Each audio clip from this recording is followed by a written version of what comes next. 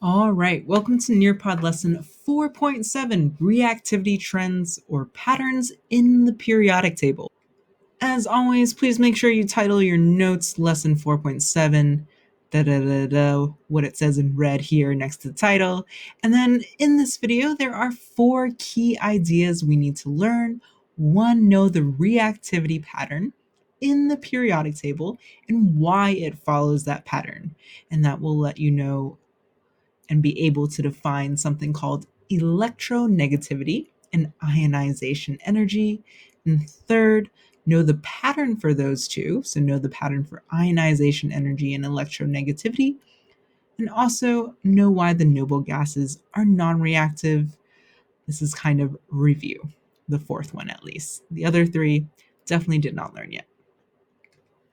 Okay, so just to recap from the last episode or the last previous episodes of the Nearpod lessons, right? Remember, we started out this unit talking about ions, also known as salts or electrolytes, right? Basically, the stuff in your sports drink to stop you from cramping too much, right? Gatorade, all of that good stuff is filled with ions or common salts, and they have most of these 5, if not all of them, depending on the brand that you drink, right? And all ions are elements with an overall positive or negative charge.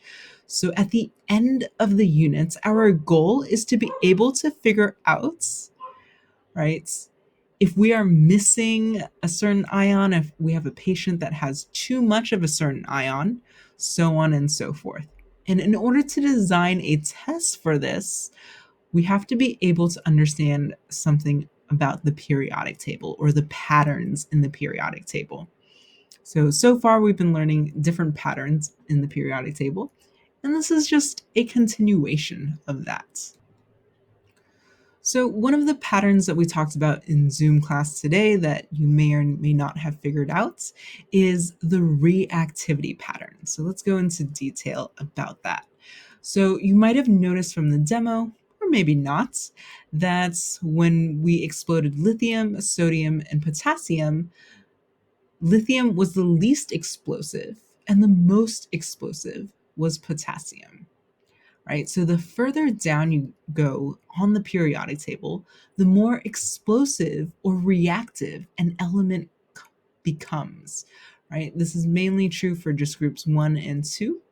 But on the other hand, the further to the upper right-hand corner you go for groups 3 to 7, the more reactive it becomes, right? So here, 2 things you need to know. Groups 1A and 2A, reactivity or explosiveness of an element increases as you go down a group. And for nonmetals in groups 3A to 7A, reactivity or explosiveness increases as you go to the upper right-hand corner. And as a general reminder, know that group 8A, this last column, is not reactive because they all have a full ring of valence electrons, causing them to be stable, right? So remember that this is related to something that we call the octet rule, where the goal of every element is to get a total of 8 valence electrons in its outermost ring, or 2 valence electrons for hydrogen, because in the first ring, helium, because in the first ring, you can only fit 2 valence electrons, right? So all of these elements that are in red or boxed in red are either trying to lose or gain electrons so that they can all be like group 8A, where they have a full ring of valence electrons. This causes them to be less reactive or non-reactive or not explosive. Right? So oftentimes these elements are gaining and losing electrons, and that's why we don't see things exploding everywhere, all around us, all the time. So let's talk in a little more detail about why the reactivity pattern is the way it is, specifically for group 1A, kind of to 3A, but also to mainly to like 2A, right? And it has something to do with what we call ionization energy, which I'll talk about in a little bit. But let's first review what happens in groups 1A to 3A. So recall that whenever an element has less than 4 valence electrons, it's going to want to get rid of them because underneath those valence electrons, once it gets rid of this 1 in red, if I'm in group 1A, notice that for Na, underneath it has these 8 valence electrons in black that I'm going to color over with in blue, right? And if I count them all up, those are 8 valence electrons. So once it gets rid of that 1 red dot, right, underneath it will have 8 valence electrons. So it's got a full ring. And once Li gets rid of this 1, underneath it will have a full ring of 2 valence electrons, right? Same for group 2A. Be is going to get rid of 2, and then underneath it will have a full ring. Mg is going to get rid of these 2 red dots, and then underneath it will have a full ring of 8s, right? So 3A, same thing. It's going to get rid of 3 electrons. Al will get rid of 3 electrons, and underneath it will have a full ring of 8s, right? So notice that groups 1A to 3A, they want to get rid of their electrons. And because they want to get rid of their electrons, they have what we call a low ionization energy. So, ionization energy is the amount of energy required to get rid of or lose an electron, right, away from the atom itself. Right. So a high a high ionization energy number means it's really hard for us to remove that electron. So it makes sense here that looking left to right, right, the closer you get to 8 valence electrons, so here in group 7, they're so close to having a full ring. They don't want to get rid of any valence electrons. They just want to gain one more. So rather than get rid of them, right, group 7A is going to want to gain electrons. And because it does not want to get rid of them, they're going to have a high ionization energy. On the other hand, if I'm going this way, right, on the left-hand side of the periodic table, same thing, this is the left-hand side, it has a low ionization energy. So all of these ones in the first column, they only have 1. So if they get rid of that 1, underneath they'll have a full ring. So therefore, in group 1A, they're going to have a low ionization energy because they want to get rid of that electron anyways, right? So all ionization energy means is it's the amount of energy to lose or remove an electron away from an atom. Know that the higher the ionization energy number, the harder it is to remove the electron. So definitely know this. And I would also outline your periodic table, right? So I wouldn't draw all the little boxes, but go ahead and just draw like the outer edge, like so, like this kind of general shape. And I would label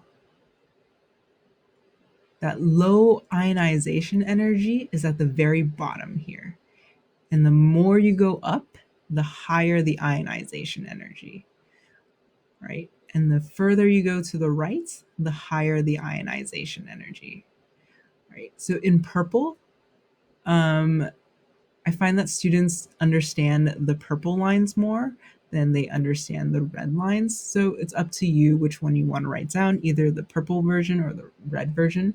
To me, the red version is simpler, but that's not always the case for other people. So it's up to you, right? We'll do some practice problems so you can get what I mean later on about this.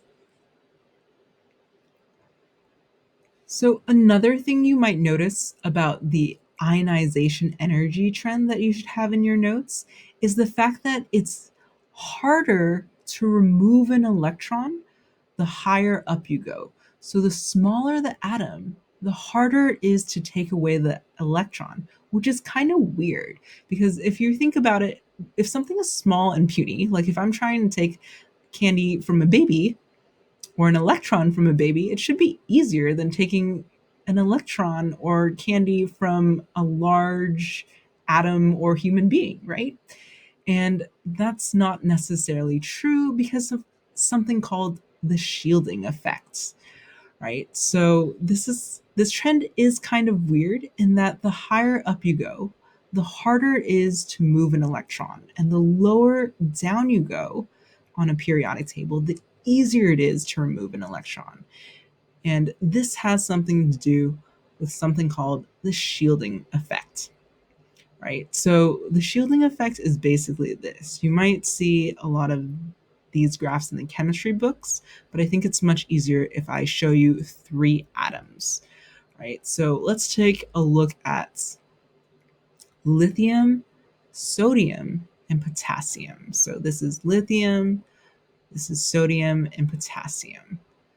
So this one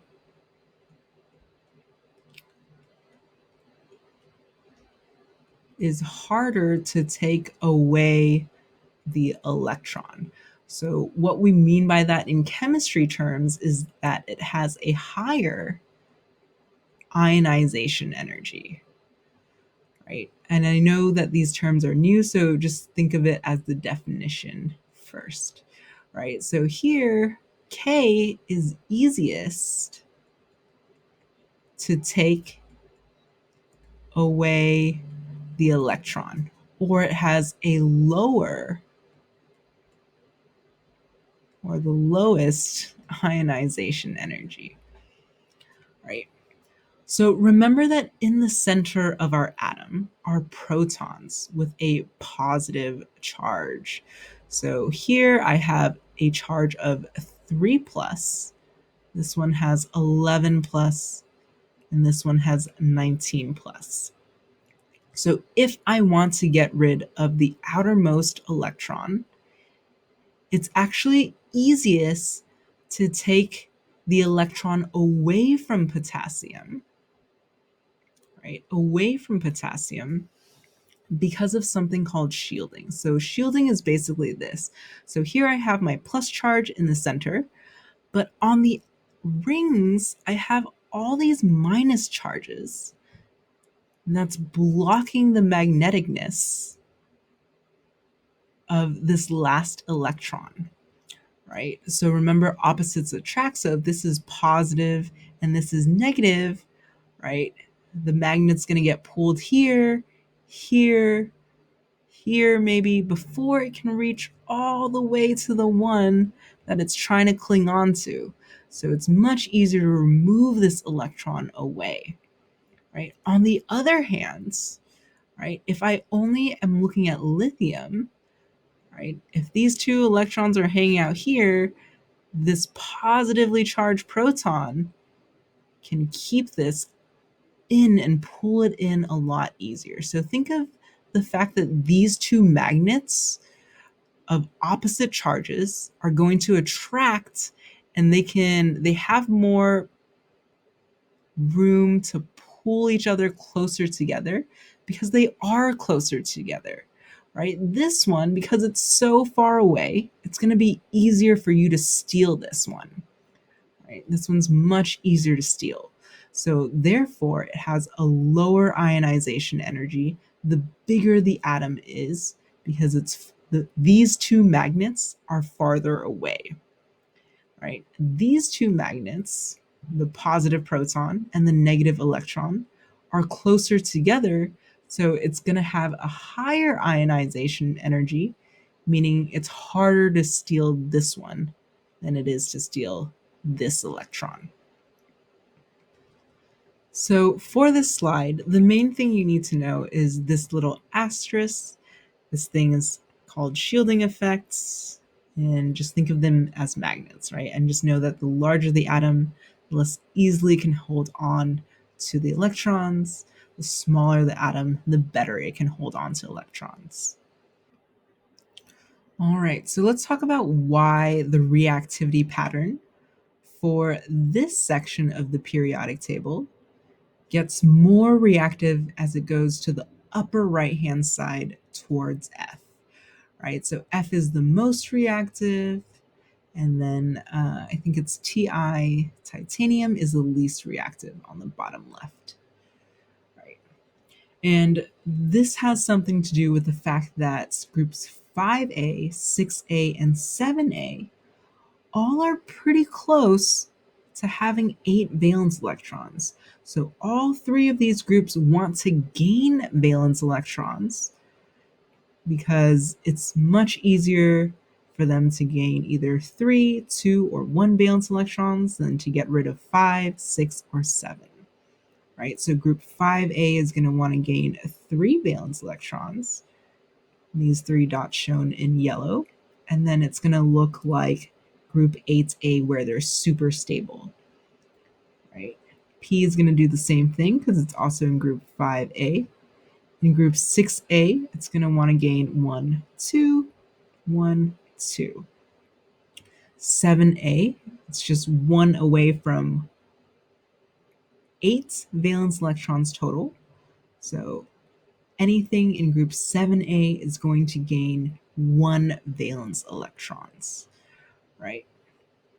So know that groups 5A through 7A want to gain a total of valence electrons that will get them to a full ring like group 8A. And the ability for an element to gain or attract electrons is something we call electronegativity, and I write EN for short. So something that has a high electronegativity number can attract electrons, right? And the more electrons it wants to attract, right, the greedier it becomes, it wants to steal that. So therefore it's going to be like more reactive. It's kind of like super needy. I'm like so close to 8 electrons. So it wants to just rip that one off from whatever atom it can find, which causes them to be kind of explosive or reactive.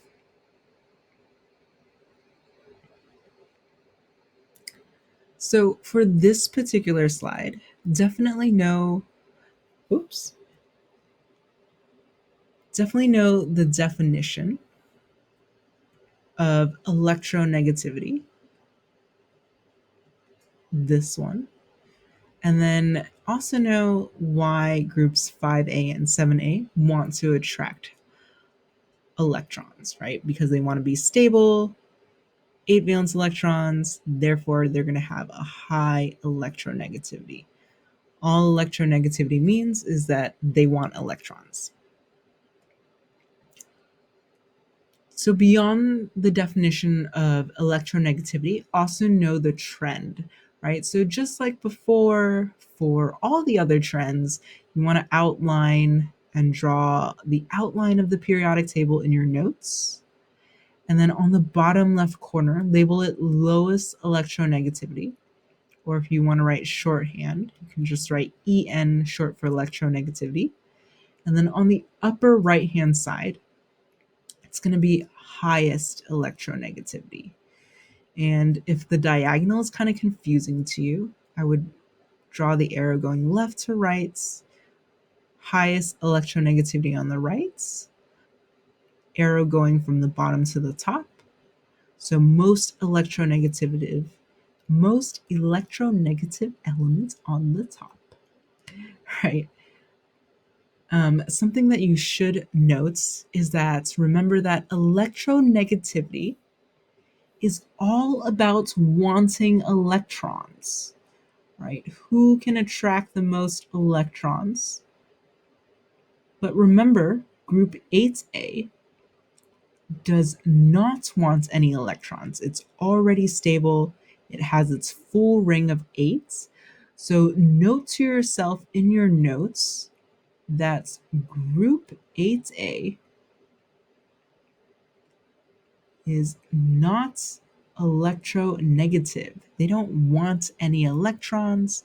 They are not electronegative. All right, so I did this in purple, but you should definitely write this down. So let me box this in red. All right, group 8A, not electronegative. Okay, so let's do some practice problems. So which element is the ugh, which elements will be the most reactive? All right, so hopefully you have your notes on reactivity with you. If not, they're right here. All right, so I have chlorine, fluorine, and neon. Let me go ahead and just find those elements first. And let me label them blue. So chlorine is here, Cl. Fluorine is here, F. Neon is Ne. So I tried to trick you here. So notice that neon, Ne, is in the not reactive part, right? So it can't be this one. So now, because it's asking which one is most reactive, reactivity increases the further I go to the upper right. F is at the very top of the upper right. So F is going to be the most reactive. Right? So basically what I'm doing is I'm just looking for these elements on the periodic table and then following where they fit on the trend. All right, so let's try this trend. Which element has the highest electronegativity? All right, so same thing as before. Let me change this so that we don't get confused by what the colors mean. So I have the same three elements, fluorine, chlorine, and neon. And this time it's asking which element has the highest electronegativity, which element is best at attracting electrons. Again, not group 8A because we don't count that. So I'm looking for increasing electronegativity goes from left to right, right? This corner is the highest electronegativity. So F is the closest to the upper right-hand corner. So again, the answer is going to be F. Fluorine has the highest electronegativity. All right, so let's do this particular problem. This should actually be 3. So which element has the highest ionization energy? Ionization energy meaning which is the hardest to take the electron away, right? So I have the same 3 elements, fluorine, chlorine, and neon. And the ionization energy trend looks like this. All right, so which is the hardest to take away the electron? You can probably guess that it's also going to be the most stable, or you can recall that ionization energy increases as you go to the upper right. So here I have the highest ionization energy. Down here is the lowest ionization energy. So who's closest to my upper left-hand corner? That's going to be neon. So neon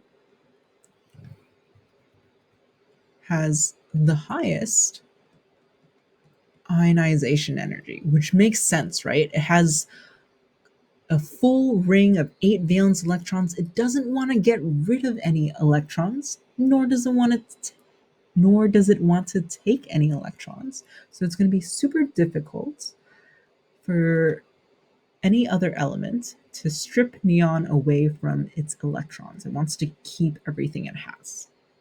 So at this point, you should be able to try the example problems for yourself.